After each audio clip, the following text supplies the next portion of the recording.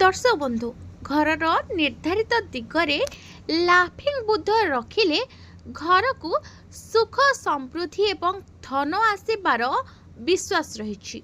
नमस्कार, जय जगन्नाथ। भाग्यलिपि टिप्स को आपण मानक स्वागत।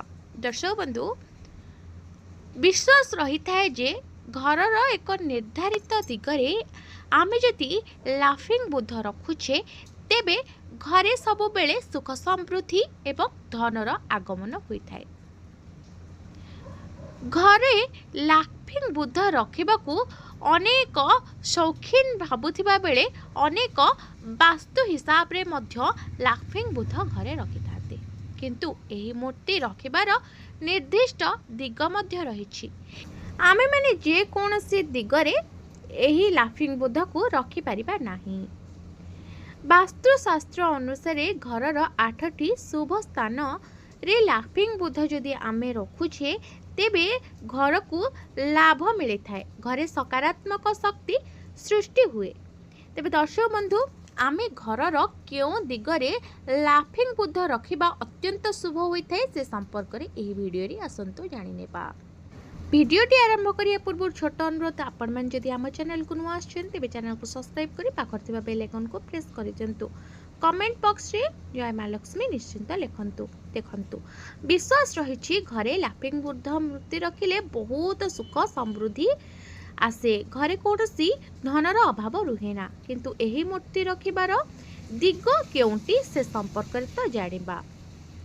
वास्तु शास्त्र अनुसार आम्भे माने जदि घर हेउ किंबा दुकान किंबा कार्यालय एही दिगरे लाफिंग बुद्ध मूर्ति को रखुछे तेबे शुभ हुए। फेंगशुई एवं वास्तुशास्त्र अनुसार एही लाफिंग बुद्ध मूर्ति खुशी, शांति, सकारात्मक शक्ति एवं सौभाग्य को आकर्षित करे। हेले एहाकु रखिबार सठिक दिग तथा स्थान बाबद रे जानिबा आमको निहाती आवश्यक।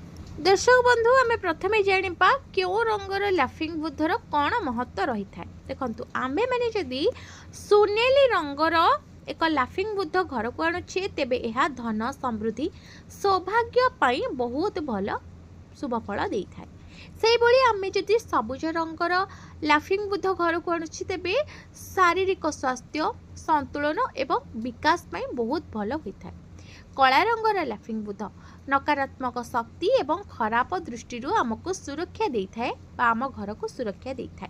लाल रंगर लाफिंग बुद्ध शक्ति, उत्साह, जीवन रे सफलता आनी देइथाए। धला रंगर लाफिंग बुद्ध यह शांति, पवित्रता एवं मानसिक शांति प्रदान करिथाए बोली विश्वास रहिछि। एबे जानिबा केउठारे रखि परिबे एही लाफिंग बुद्धर मूर्ति। घरर मुख्य द्वार, घरर मुख्य द्वार निकट रे लाफिंग बुद्ध मूर्ति रखिबा खूब शुभ बोली कुहा जाई थाए। मूर्ति को सब बेले आखि सामने रे रखिले भल, जेमिति कि drawing room, living room. Living room रे आपण मध्य रखि परिबे, जोठी घर लोक बसुथिबे सेई आड़कू मूर्तिर मुह रखिले बहुत शुभ बोली मना जाई थाए। यह सहित आपण बगीचा किंबा बालकोनी रे लाफिंग बुद्ध मूर्ति रखि परिबे। जदि आपणक बगीचा कि बालकोनी थाए तेबे सेठारे मध्य लाफिंग बुद्ध मूर्ति रखि परिबे। गछ लतांक मझिरे एहाकु रखिबा शांति परिवेशर सूत्र बोली कुहा जाई थाए। हेले एही मूर्ति को केबे भी रोसई घरे, डाइनिंग हॉल ले किंबा बेडरूम रे रखिबा उचित नुह। एहाकु बाथरूम बा टॉयलेट पाख थिबा स्थान रे मध्य रखंतु नाही। एहाकु सीधा सड़क चट्टान रे मध्य आपण रखंतु नाही। एहाकु सबु बेले उच्च स्थान रे किंबा आपण जदि रैक रे रखुछंती, सेल्फ रे रखुछंती बहुत भल रहिबो।